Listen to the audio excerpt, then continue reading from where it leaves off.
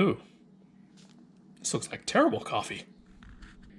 Alright guys, so I decided to try something new this time. I'm gonna take a stab at rooting fig cuttings. So usually I grow peppers every year and those are growing pretty well for right now. So, it's still winter time. I decided to try my hand at something new. I like figs. I've never really, I think I have 2 plants outside that I bought from Home Depot a while back and they gave me some figs last year. So I decided let's go ahead and see how I can start propagating some newer varieties. So went online to this little site called Figbid and went ahead and bought some of these brown turkey cuttings, which you'll see in these bags, and I'll explain what the bags are in a little bit.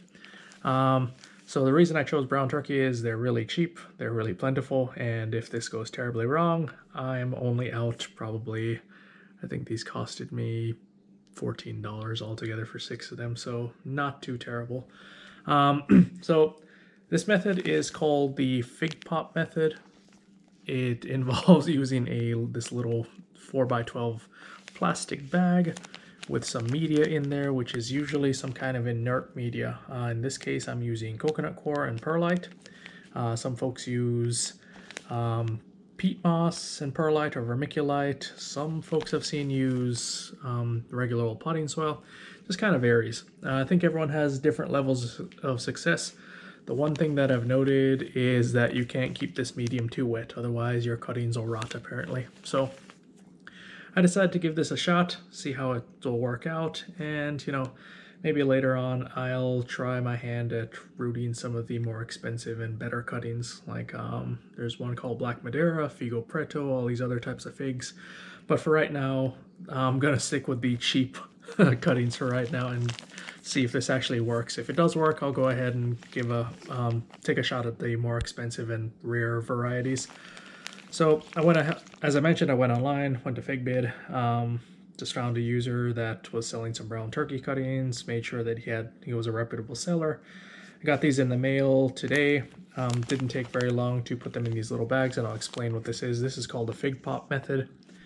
As I said, it just uses a little bag and some media, and the idea behind it is to make sure that the fig cuttings stay in this kind of sealed environment where they're getting just enough moisture through transpiration in the bag, and they're also not drying out.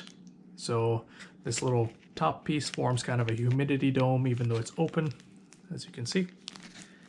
And this will allow the figs to breathe and just kind of root as necessary. So this method's a lot less of hands-on method. Basically, once you put them in these bags, you can just kind of throw them in the corner of your house as long as it's above 70 degrees in there. And technically, they should just kind of root out after anywhere from 2 weeks to a month or more, depending on the variety. I think brown turkey is supposed to root up fairly quickly. So I'll give you an update on these in a couple weeks, obviously, whether they're successful or not. Again, I'm just trying this as a little stopgap between, winter and spring. As I said before, the peppers are growing really well, which I'll prove to you. They're right over there. So I'll give an update on those a little bit later, but right now I'm just going to go ahead and give a shot at rooting these fig cuttings. So I'll show you the method that this fig pop method uses, and I'll show you some of the things that is recommended to use, and then I'll show you where I'm storing these. All right, let's go ahead and get started. Aside from the actual cuttings and the coconut coir media, these are some of the other items that you'll probably need to do the fig pop method. Not everything's required here, but we'll go through each one. So the first thing is the actual bag that you're going to put the media and the cutting into. These are 4x12 2mm Uline poly bags. I got these on eBay. I think they costed about $9 for 100 of them. You don't necessarily need 2mm bags. You can get 1mm bag. You can actually get 16-inch bags as well. You don't have to get this specific size. I think 4-inch is probably the smallest you want to get though. You can probably use a larger bag if you wanted to. You could use a Ziploc bag. You could use those produce bags that we get in the supermarket if you wanted to recycle those. So you can use a lot of different things. I figured that this was probably just the easiest and cleanest way to do it, and they weren't really expensive.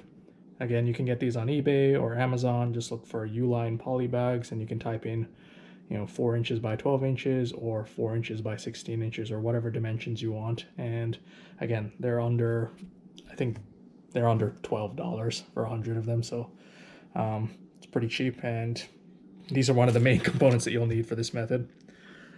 Next thing you'll need is a pair of cutters, and this is to make sure that we're snipping off the ends of the cuttings, just to make sure that they're fresh before we put them in the media.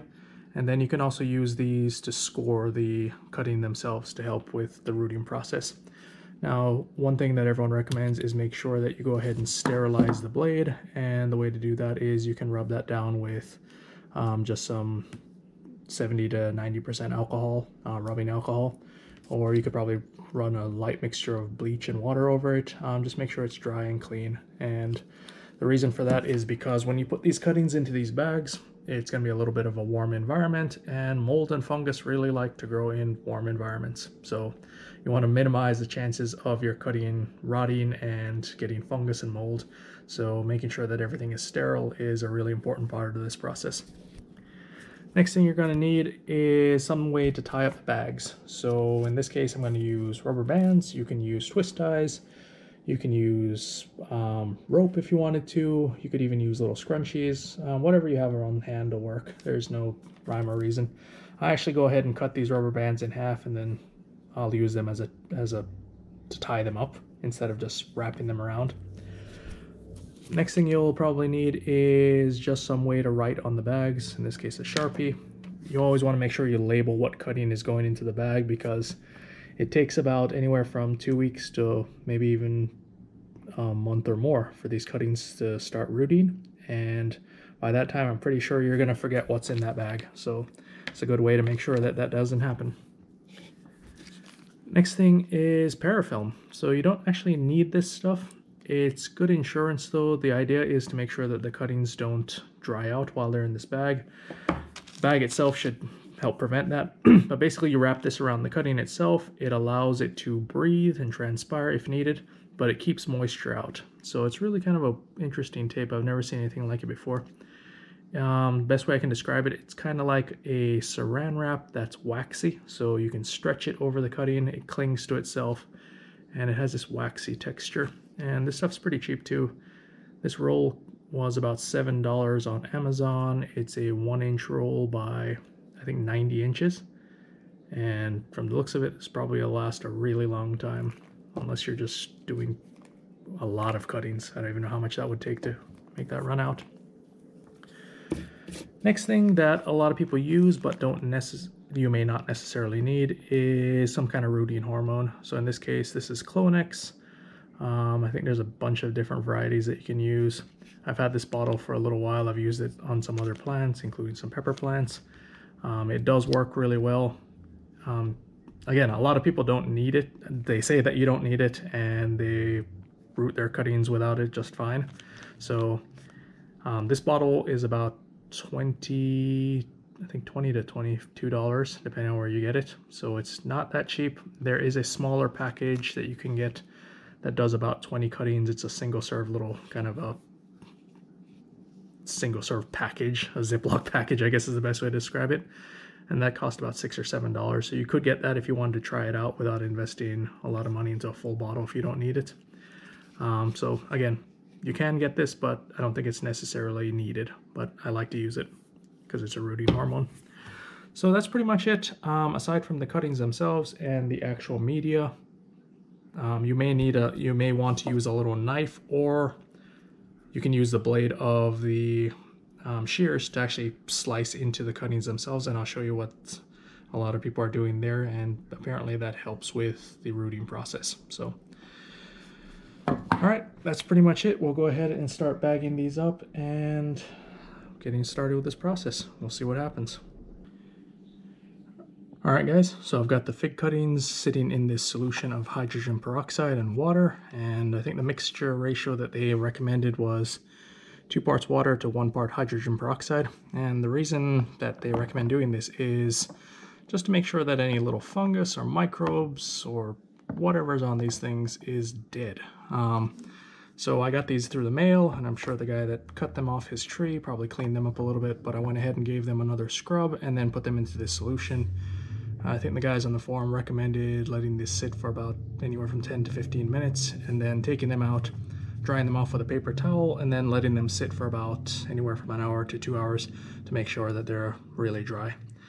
So I'm going to go ahead and do that, let them sit in this solution for a little while, killing all those wonderful little bugs or whatever's on here, and then we'll get started with actually putting them into the fig pop bags. All right, cool. All right, guys. So the mixture that I've got here that I'm going to use to fill the fig pops is basically coconut coir, perlite, a little bit of mycorrhizae, and some water.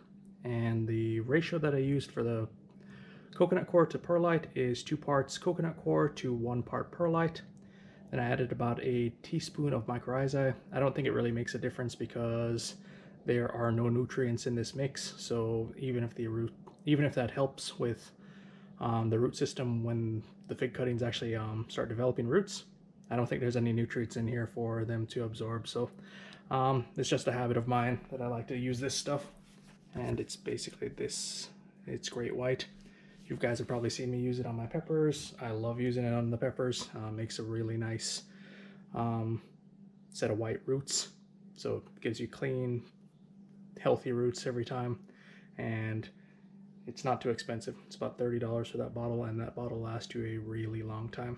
Anyway, so the coconut coir mixture that I've got here, as I mentioned, 2 parts coconut coir to 1 part perlite. Thing with rooting figs from what I've seen online is it can't be too wet. So I went ahead and just added enough water in here to make sure that, obviously there's nothing dripping out. And then it's dry enough to where it's able to form this little ball in my hand, but if I barely touch this thing, it just kind of falls apart. So it's not like it's clumped together if there was a lot of water in here. It's actually it's just barely moist to my hand. So again, if I squeeze it really hard, there's obviously no moisture that's coming out, but it'll clump up just barely, and if I touch it just a little bit, it falls apart. So, it should leave your hand nice and clean. It shouldn't feel wet, and the reason for this is to make sure that your fig cuttings don't rot.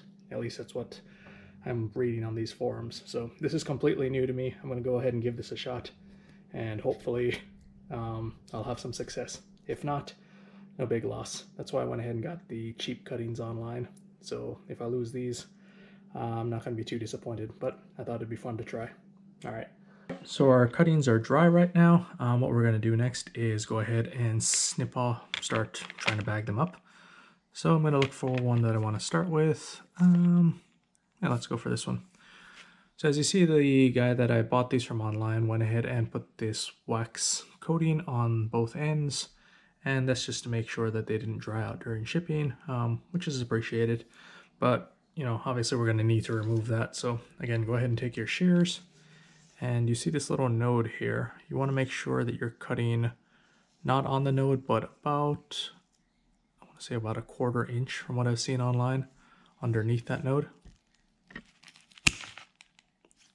And then if we look at that, it should be nice and green still. And what you're going to want to do here is one of the other tools that you could use the shears, but I prefer to use this little knife. Again, this has been sterilized with some alcohol, and what I've seen people do is they're just trying to scratch this layer so you get to the green cambium layer. Don't try to cut off the eye here. You want to cut on each side of it maybe, and this is just to make sure that you get some moisture. And this is where the roots will actually form on these little nodes. Apparently this is some hormone will tell the cutting to start forming roots once it's in a moist environment. So we'll go ahead and just start scraping this.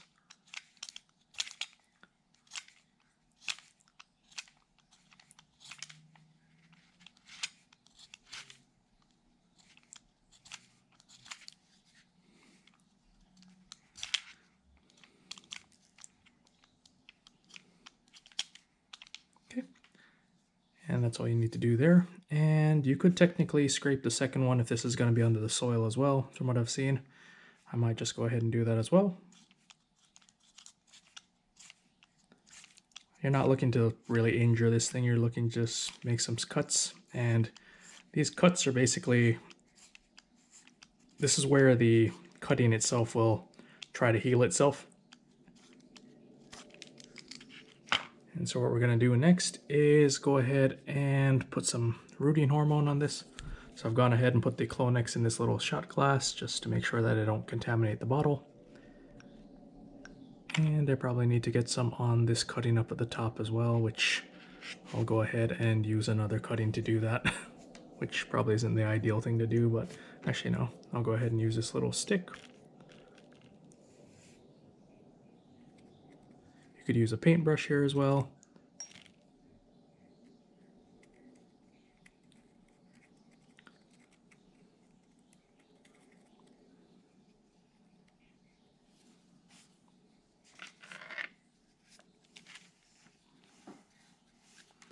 And you want to make sure that's nice and well coated. And the thing with Clonex is it's this really purple, gummy looking gluish substance. You want to let this dry a little bit. So I usually let it sit for a little while and kind of get a little bit tacky or almost dry before putting it into the soil. So I'm going to go ahead and give it a few minutes and let it do its thing, and then I'll finish up the rest of these cuttings and do the same thing.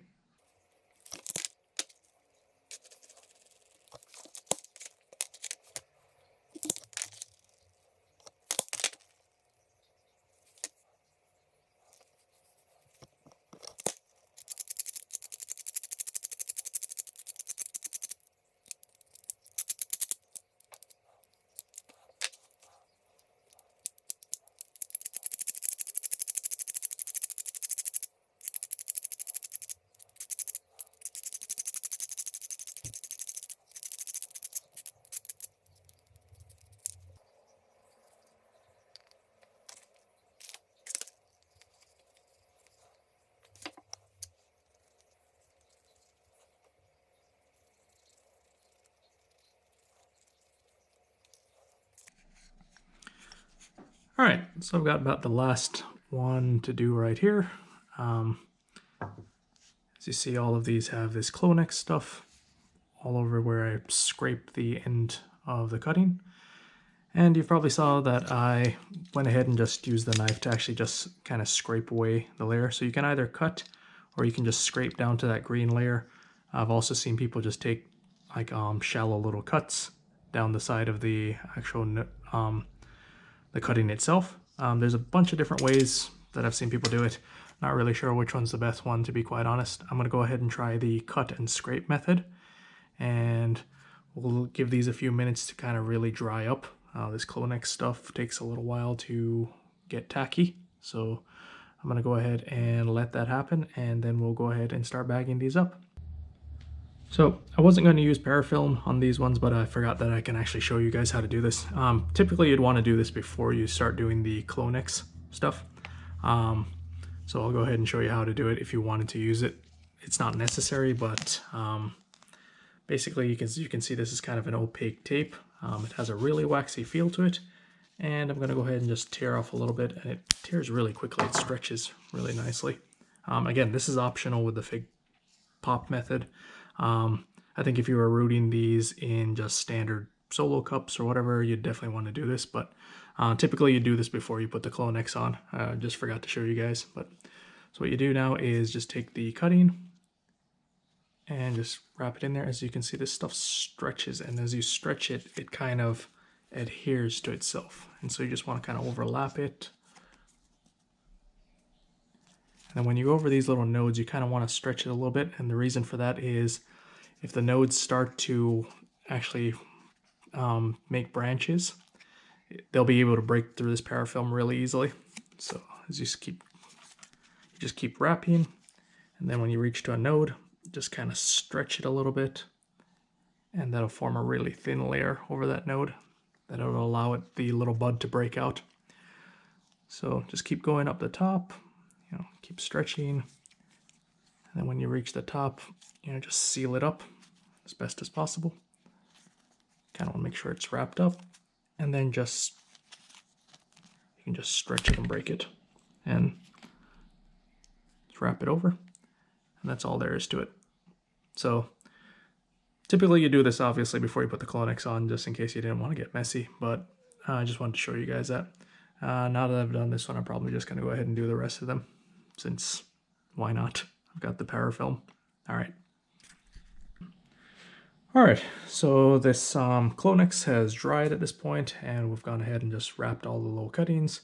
So you see they look like little mummies, and as I mentioned before, just wherever you have these little nodes, just make sure you stretch that Parafilm if you're going to use it. That way it forms a really thin layer over these nodes, and then if they do decide to branch out, they'll break through that really easily. And the weird thing about Parafilm is, even though it's made out of some kind of plastic, it's supposedly biodegradable from what I've read online. So you don't need to go ahead and cut this off once you see the buds starting to bloom. It'll just kind of degrade over time, and the branches will just break it up, and it'll eventually just kind of break down. So it's kind of a neat thing.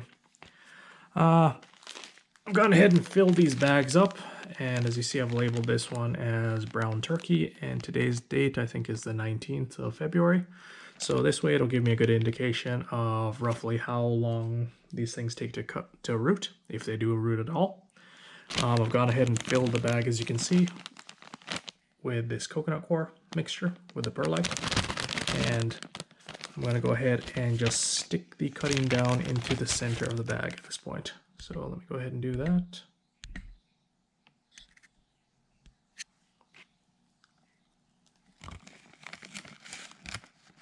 So I kind of want to do this right up until the Parafilm.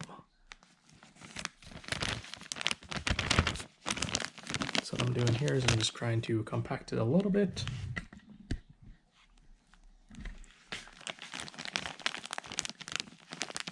Not too much, still want a lot of air to be flowing in here.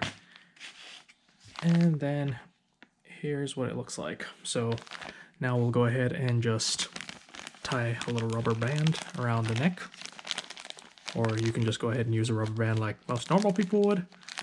I decided to go ahead and cut these in half and tie them up, just to make my life more difficult. And go ahead and tie it on the back.